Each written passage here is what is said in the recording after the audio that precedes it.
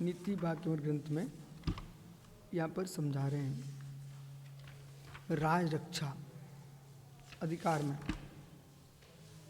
कि सम्राट को कैसे अपनी रक्षा करना चाहिए। तो इतना प्रकरण समझाने के बाद भी सबसे ज़्यादा स्त्रियों पर व्याख्या कर रहे हैं। इसका मतलब ये भी नहीं कि सभी स्त्रियाँ खराब ही होती हों, इस बात को बार बार दोहराते रहना। अच्छी भी होती हैं, लेकिन आम्रवन नीम वन जैसी दशा है जिसमें नीम ही नीम के वृक्ष होते हैं, उसके एक दो आम के वृक्ष होते ना तो बगीचा आम का नहीं कहलाता, नीम का ही कहलाता है। तो प्रचुरता की दृष्टि से कथन कर रहे हैं।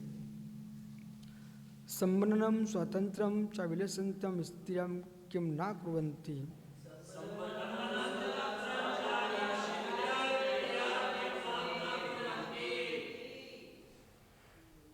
बहुत सारी विद्याएं पूर्व में स्त्रियां सिद्ध कर लेती, विद्याधरियाँ कहलाती। ऐसे सामान्य रूप से भी जादू टोना करना, तंत्र मंत्र करना, ये स्त्रियों के मन में ईर्ष्या ढाई के कारण करना।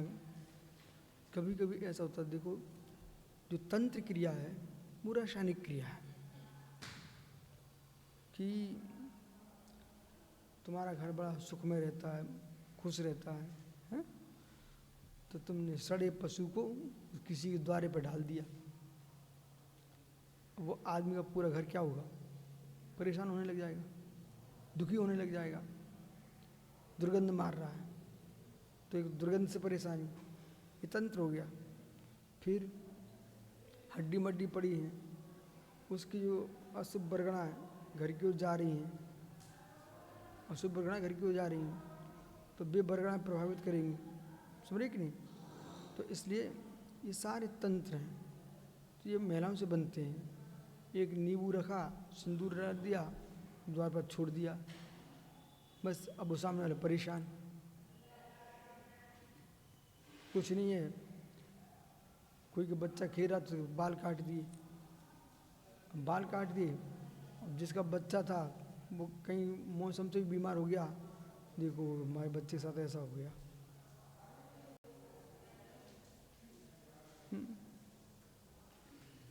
रथ चल रहा था, एक बाजरे की लकड़ी का रथ बना दिया, उसे पैर तोड़ दिया, तंत्र कर दिया और रथ वो खराब होने लग गया। बहुत सारे ऐसे तंत्र हैं तो वो महिलाओं से बनते हैं। तो सम्मननम, वशीकरण, स्वतंत्रम, उच्चाटन, अभिलषित स्त्रियां, स्वच्छता चाहने वाली स्त्रियां कौन कौन से कर्म नहीं कर रही थी? ना कुर्वन्ति, किम किम ना कुर्वन्ति, किम ना कुर्वन्ति, सारे कर्म कर रहे थे। इसलिए स्त्रियों से बचना चाहिए। सबसे बड़ा तंत्र है उनके चेहरे को देखना, उनकी मुस्कुराहट में तुम मर गए, ये उनका बहुत बड़ा तंत्र है। और क्या पर कहेंगे अनियोग सागर, वो तो गुरुजी मेरी धर्म बहन है। वो धर्म बहन ऐसी बनती है पूरे धर्म को खींच ली जाती है। तो न धर्म बहन बनाना, कर्म बहन बनाना। बहन के नाम पर ही लोग प्रभावित करते हैं और फिर पति के रूप में बना लेते हैं। इसलिए अपन को दुनिया से दूर रहना है। सुरन है अच्छे, हम धर्मात्मा हैं, इतना स्वाध्याय करते हैं, हम पूजा करते हैं, हम यात्रा को जाते हैं, बस वो यात्रा प्रारंभ होती है सम्मेश्वर की, गिरनार की, और फिर अब्रह्म भाव की यात्रा प्रारंभ हो जाती है। देखो ये मैं जो समझा रहा हूँ इसे गलत ना समझो कोई। फिर वो यात्रा में क्या हुआ, जब तक उसे कोई दूसरा नहीं दिखा तब तक तुम ही उसके सब कुछ थे। उसी यात्रा में तुमसे सुंदर कोई दिख गया, उसी यात्रा में, और मालूम चला कि अगले पड़ाव पर उसने ट्रेन से धक्का मारा और तुम्हें टुकड़े करा दिए, और अब तो उसके साथ यात्रा प्रारंभ। तीसरा मिल गया उसको, उसके साथ यात्रा प्रारंभ। और ऐसे पता नहीं कितनी यात्रा शिव यात्रा उसने सब यात्रा निकलवा दी, पता नहीं चल पाया किसी को। तंत्र के नाम से, मंत्र के नाम से, देवता के नाम से स्त्रियों से मतलब प्रभावित रहना ये बिल्कुल गलत है। वो कोई देवता रो रो के बोलता है यार, तो देव किस बात का, शुद्ध ढोंग। देवता रोता है यार, वो तो उसे मुस्कुराना चाहिए। रो रहे क्यों देवता बोल रहा है, ए महाराज। अरे सुनिए, इसलिए दूसरी बात, चाहे पुरुष पर देवता है, चाहे स्त्री पर देवता है, चाहे नपुंसक पर देवता है, उन पर ज़्यादा विश्वास करना नहीं। देवता कोई महाव्रती नहीं होते, अणव्रती नहीं होते हैं, ये झूठ बोल सकते हैं। और इनके विश्वास में आकर के अपने सगे भाई के दुश्मन मत बन जाना। सुब्रत साई एक सत्य घटना सुना रहा हूँ आप। एक व्यक्ति देवता के नाम पर मेरे पास आता है। वो क्या कहता है, माना कि मैं सुब्रत सार के नाम ले रहा हूँ।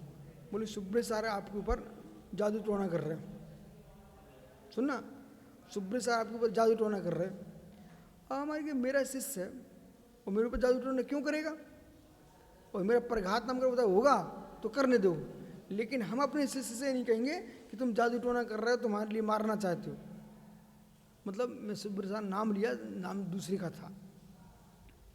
कि जो हर क्षण में अपनी रक्षा कर रहा हो और करते दिख रहा हो, और फिर भी आप जादू टोना कह करके एक भाव खराब करना अच्छी बात नहीं है। बहुत सारे ऐसे लोग हैं, एक माता पिता से जादू टोने वाले क्या किया, एक माता पिता से बच्चे को पूर्ण अलग कर दिया। वो बालक क्या बोलने लग गया, हमारे माता पिता हमारे पास जादू टोने करते, घर छोड़ के चला गया, अपनी पत्नी के साथ अलग से रहता है। अब ये दोनों माता पिता का नाम, बोले मैं माता पिता का नाम लूँ तो हमारी पत्नी बीमार पड़ जाती है। ऐसा पगला है कि मेरी पत्नी बीमार पड़े, वो पत्नी तो बीमार पड़ेगी माता पिता का नाम सुन करके। सासू ससुर का नाम सुनते उनको बुखार चढ़ती है। तो वो इतना पगला ठहरा पढ़ा लिखा होने पर भी। इसलिए ये पढ़ाई लिखाई काम की नहीं है। पढ़े लिखे लोग भी जहर बना रहे थे, डॉक्टर बनने के बाद आतंक मचाए हुए हैं। तो ये पढ़ाई लिखाई अलग है। शास्त्रों को पढ़ने के बाद भी पुत्रों को जन्म दे रहे हैं, ये पढ़ाई लिखाई अलग है। एक वैराग्य की अनुभूति अलग विषय होती है, उसे समझना चाहिए आपको।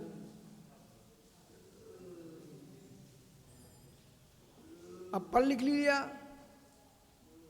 लिया आशीष ने कि पर की निंदा करने से नीच गोत्र का आश्रय होता है। बराबर मनीष, तत्व सुन क्या लिखा है, आत्म प्रशंसा पर निंदा करने से नीच गोत्र का बंद होता है। फिर भी जीव कर लेता है उसे। अब वो मात्र पढ़ा हुआ है, उसे डर नहीं लगता कि मैं नीच गोत्र में न चला जाऊं। ये रहस्य की बात है, समझो। पढ़ा लिखा होना अलग विषय, वो शाब्दिक ज्ञान है। चम्मच में भरा खीर है, भर के दूसरे को परोस दो, लेकिन उसमें अनुभूति नहीं है। मैंने कहा सुब्रत सार से, कहीं भी प्रतिमा विराजमान करो, मूला एक पत्थर के बनाना, एक रहस्य है उसमें, बड़ा गंभीर रहस्य। पत्थर के बनाना, और मंदिर बनाओ ना तो कहीं ना कहीं देहरी पे ईंट जरूर लगाना। सुनो भैया, कहीं ना कहीं मंदिर की देहरी पर पूरा भले तुम पत्थर का मंदिर बनाओ, लेकिन कहीं ना कहीं एक ईंट जरूर लगा देना। ईंट शोषक है, ईंट क्या ना शोषक है। वो पानी को भी खींचती है, गर्मी को भी खींचती है ठंडी में, और ठंडी को भी खींचती है गर्मी में। शोषक है। अब लोगों को रहस्य तो पता नहीं है। भगवान के सिर पर लोहे की छड़ डाल दिए, नहीं, तांबे की डाल दो। बगल में ऐसे लोग बिठा लें, सुब्रत साहब जी पुण्यात्मा हूं, आहार प्रारंभ करो ना तो पुण्यात्मा जहां से शुरू करो आप। तो अब पहले ही गिराज देने आ गया सूखा सुखाया आदमी। मैं आपको समझा रहा हूँ, बेटा तो मुनिराज है, कुछ जैसा वो लेना ही पड़ेगा आप तो, ठीक है, जो ऐसे यथालब्ध। लेकिन आप इस वास्तु की बात हमसे पूछो तो हम आपको वो बता सकते हैं, हैं?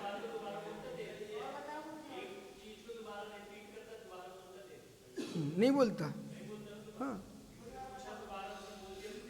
मुद्दे भाई नहीं, ढोंगी है। हमने तो प्रयोग कर लिया ना, पप्पोरा के मंदिर पर चिल्लाने लग गया, हमने फिर से पूछ लिया, ठीक है, आर्य में चिल्लाने लग गया। हमने फिर से पूछ लिया, कई जगह ऐसे नाटक हुआ है, मैं फिर से बोलने लगा, हमने सुनो तुम कुछ नहीं हो, बैठ जाओ शांति से। दम होना चाहिए इतनी। और आए भी ना सही, देव भी आए तब भी मुझसे बढ़ जाते हैं। तुम क्या करोगे? पुण्यात्मा के सामने देव कुछ करता है क्या? चक्रवर्ती ने क्या धनुष्मान नहीं छोड़ा? मगध जाति देव के यहाँ नहीं लग पड़ा क्या? लड़ने आए थे, जीत पाए क्या? इसलिए समझा करो, सारी की सारी सृष्टि पुण्य पर चल रही है।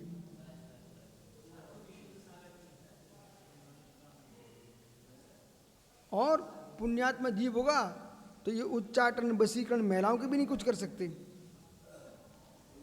ठीक है। सूर्यते ही किल आत्म स्वच्छंद वृत्ति मिच्छन्ति विष विदुस्त कंडूषण मणिकुंडल महादेवी यवनेशु निज अनुराज निज तनुज राज्यार्थम जहान राज अंगराजाम।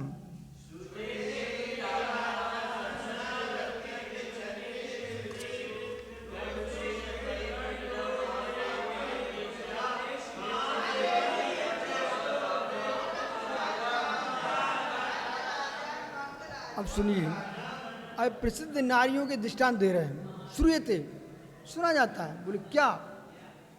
निसुताम स्वच्छंद, मूल शब्द पकड़ना, क्या स्वच्छंद शब्द लिखा ना, स्वच्छंद। देखो ये धारा बड़ी विचित्र है। बेटा बार बार कहता है पिता से, तो समझ जाइए कि बेटा पिता से दूर होकर स्वच्छंद जीवन जीना चाहता है। शिष्य बार बार कहता है हमको बाहर जाना, ऐसा करना वैसे। तुम बेटा साधना के लिए कह रहे हो, प्रभावना की तो गुरु स्वयं भेज देंगे, और तुम बार बार बोल रहे हो तो कहीं लगता है तुम्हें आज तुम्हारी स्वच्छंदता यहाँ नहीं चल पा रही, तुम मनमानी करने के लिए तुम बाहर जाना चाहते हो। ठीक है ना? नहीं, साधना तो संग में बहुत अच्छी हुई, विकल्प ही नहीं रहते। आपको मैं अध्ययन के लिए जा रहा हूँ तो अध्ययन में तुम्हारी योग्यता है, पता है तुम कितना अध्ययन कर रहे हो, ये भी तो पता किया जाता है कमरे में तुम्हारा क्या चल रहा है। जब यहाँ तुम गुरु के पास नहीं डर रहे हो, वो अध्ययन के नाम पर तुम भक्त संघ के बाहर जाना चाह रहे हो, तो आपको अध्ययन करते तो दिखना चाहिए मुझे। तो ये स्त्री धर्म है। तो उसने क्या किया, यवन देश के राजा की रानी ने, क्या हुआ इसका, यवन देश के राजा की महारानी ने क्या किए, स्वच्छंद वृत्ति के लिए मणिकुंडल नाम की पटरानी ने, मणिकुंडल नाम की पटरानी, ओहो, पुत्र के राज अपने पति अंगराज को विष से दूसरे शराब के कुल्ले से मार डाला। उसने शराब में विष दे दी, शराब के पिलाने के साथ साथ जहर दे दिया और उसको मार दिया। कल परसों घटना सुनो सुब्र सागरी। एक स्त्री ने अपने पति को छत्ती से पटक दिया, तो उसको न मरा नहीं, थोड़ा सा उसको लग गया, वो हॉस्पिटल चला गया, कोई को बताए बिना हॉस्पिटल चला गया। ये पहुंची घर से हॉस्पिटल, बोले मेरा पति बीमार है, मेरा पति बीमार, मेरा पति बीमार। बोले भाई दवाई करो, दवाई करो। वो दवाई के बहाने वो वहाँ से मरा नहीं। जो ये सफाई करने के, फर्श सफाई करने वो रहता ना, उसने वो एसिड जो ना भर के दवाई के बहाने पिला दी उसको, खत्म हो गया। कल या परसों की घटना है। एक समूह बना डायनों का, एक समूह बना डायनों का, जिन स्त्रियों ने अभी अपने पतियों को, पिता को, भाइयों को मारा है, उनका ग्रुप बना दिया लोगों ने। बोले भारत की डायनों को देखो। तो भाई समझा करो, जिस व्यक्ति धन पर, काम पर, रचना पर दृष्टि पड़ गई गहरी, उसे संभल के जीना, तुम्हें छोड़ेगा नहीं। अपने प्राण बचाना है तो चले आओ। ओह, एक दूल्हा भाग रहा है और दुल्हन पीछे पड़ी है, बोले शादी करो। उसे पता चलेगा कि इसका कोई दूसरे लड़के से चल रहा है, और लड़के ने धमकी दे दी उसके लिए, दूल्हा को, बोले तूने शादी की ना तो तुझे मैं देख लूँगा। बेचारे कहाँ, जहाँ मंडप पे फेरे पड़ रहे थे वहाँ धमकी आ गई फ़ोन पर, वहाँ से वो भागा मंडप छोड़ करके। वो लड़की पीछे भाग रही है, पकड़ रही है, परिवार वाले बोले मुझे नहीं करना, मुझे नहीं करना, मुझे नहीं करना, चिल्ला रहा।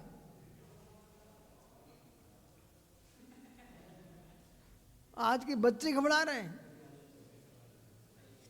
तो ये देखो, सोमदेव सूरी को पहले से मालूम था, उन्हें पहले से लिख के रख दिया सब।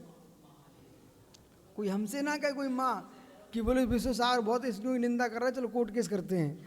हमारा कोर्ट केस करने के लिए तुम्हें सोमदेव सूरी का कोर्ट केस करना पड़ेगा, और उनका कोर्ट केस ना करके अपनी आदतों पर कोर्ट केस कीजिए जो तुम करके आ रहे हो। अभी सार्थक सार कहें हमारा नाम ले देते आप तो।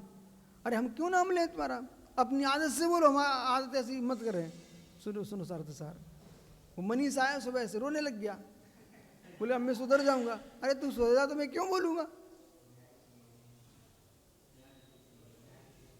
सिद्धार्थ जी हमसे बोले 3 दिन से हमें हमारा नाम ही नहीं आ रहा। हमने क्यों नाम आएगा, तुम 3 दिन से तुमको बातें नहीं करे क्लास में, तुम क्लास में ही नहीं आ रहा, बात करे सुना किसको।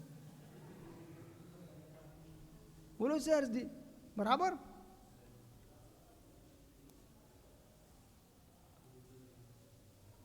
ठीक से कल मिलते हैं, अभी और कथा है इसके अंदर।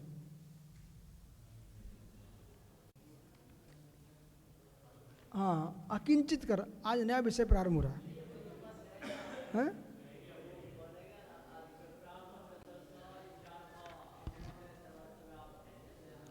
अच्छा चलो,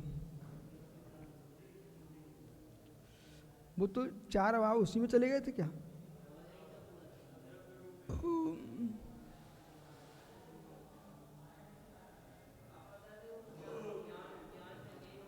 पच्चेक वृत्ति, पच्चेक देश वृत्ति, अनेकांतिक दोष। यथा द्रव्यम द्रव्याणि दिक् काल आकाशमानांसी, जैसे द्रव्य दिशा काल आकाश मन। आकाश विशेष गुण रहितत्वात्, आकाश विशेष गुण से रहित होने से सपक्षे अद्रव्य रूपे, वो क्या हो गया, अद्रव्य रूप में। अभाव चतुष्टे, 4 अभाव हैं, प्राग भाव, प्रध्वंसाव, अत्यंत अभाव। आकाश विशेष गुण रहितत्वात्, आकाश विशेष गुणों से रहित होने, सर्वत्र व्यापकम, कैसा है, सर्वत्र व्यापक। विपक्षे, विपक्ष में, द्रव रूपेषु, द्रव रूप में घटपट आदिषु, घटपट आदि। 4 शब्द गुण रहितत्वात्, 4 शब्द से गुण से रहित होने, सर्वत्र व्यापत्वम, सभी जगह व्याप्त होने से। विपक्षे, विपक्ष में, द्रव रूपेषु घटपट आदिषु च, द्रव रूप से घटपट आदि शब्द गुण रहितत्वात्, और शब्द कैसा है, गुण से रहित, सर्वत्र व्याप्तम, जो कि सर्वत्र व्याप्त है। पच्चीकृतेषु सर्वेषु, पक्ष में सभी दिक् काल आत्मना, तो दिशा काल आत्मा आकाश विशेष गुण रहितत्वम अस्ति, आकाश विशेष गुण से रहित है, आकाश से तन्नास्ति, ऐसा आकाश में नहीं है। अब ये क्या कह रहे हैं उसे सुनो। दिशा काल आत्मा आकाश मन, ये द्रव्य नहीं है, विरुद्ध चल रहा ना, क्योंकि ये आकाश के विषय गुण से रहित है, ये आकाश के विषय गुणों से रहित है। यहाँ जो द्रव्य नहीं है, ऐसे 4 अभाव में, सपक्ष में हेतु, तो आकाश के विशेष गुण से रहित होना सर्वत्र व्याप्त है। विपक्ष में जो द्रव्य है उन घटपट आदि में भी है हेतु, अर्थात शब्द गुण से रहित होना, ये सर्वत्र व्याप्त है। ये पक्ष में शामिल दिशा आत्मा काल मन में, मन इनमें हेतु या हेतु, किंतु आकाश में हेतु नहीं है। सार समझ में आया कुछ। अब सुनो, ये अनेकांतिक दोष में कह रहे हैं